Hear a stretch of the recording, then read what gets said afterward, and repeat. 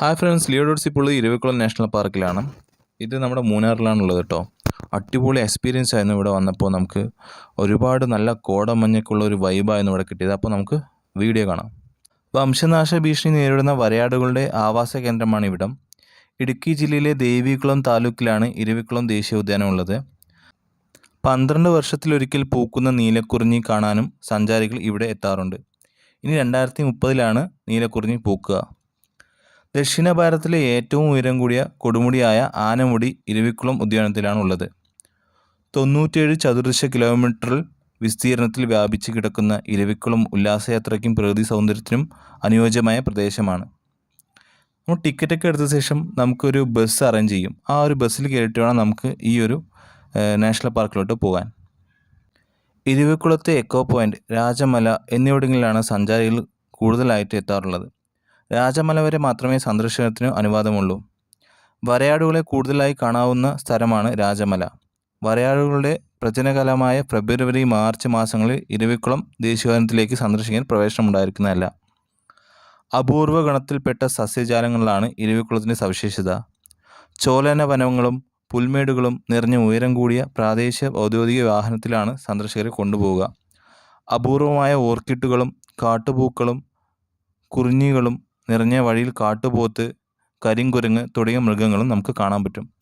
ഇവിടുത്തെ സന്ദർശന സമയം രാവിലെ 7 മുതൽ വൈകിട്ട് 6 വരെയാണ്. പക്ഷേ ജനുവരി മുതൽ മാർച്ച് വരെ ഈ ഒരു പാർക്ക് ഓപ്പൺ ആയിരിക്കില്ല, അങ്ങനെയാണ് അവർ പറയുന്നത്. നിങ്ങളെല്ലാവരും ഈ മൂന്നാറിലോട്ട് വരുന്നെങ്കിൽ തീർച്ചയായിട്ടും ഈ ഒരു ഇരവിക്കുളം നാഷണൽ പാർക്ക് വിസിറ്റ് ചെയ്യണം. അത്രയ്ക്കും നല്ലൊരു സൂപ്പർബ് എക്സ്പീരിയൻസ് ആയിരുന്നു. നിങ്ങൾക്ക് കണ്ടാൽ തന്നെ മനസ്സിലാക്കും, നല്ല കോടമഞ്ഞും അതുപോലെ തന്നെ ഈ മലകളിൽ കൂടെയുള്ള ആ ഒരു പച്ചപ്പും ഇതൊക്കെ നമുക്ക് നല്ലൊരു വ്യൂ പോയിൻ്റ് ആയിട്ട് കാണാൻ പറ്റും. ഇങ്ങനെ പറയുന്നത് കേട്ട് നല്ല നമുക്ക് ഇവിടെ ഡയറക്റ്റ് പോകുമ്പോഴാണ് അത്രത്തോളം ആ ഒരു freshness മനസ്സിലാകാം.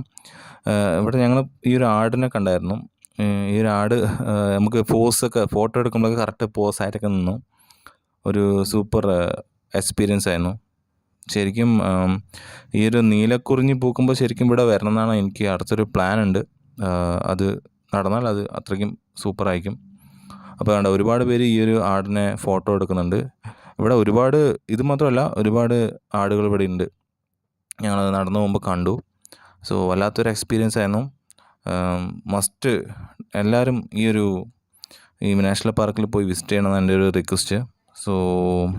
It's one of the best trip in my life. അത്രയ്ക്കും നല്ലതായിരുന്നു.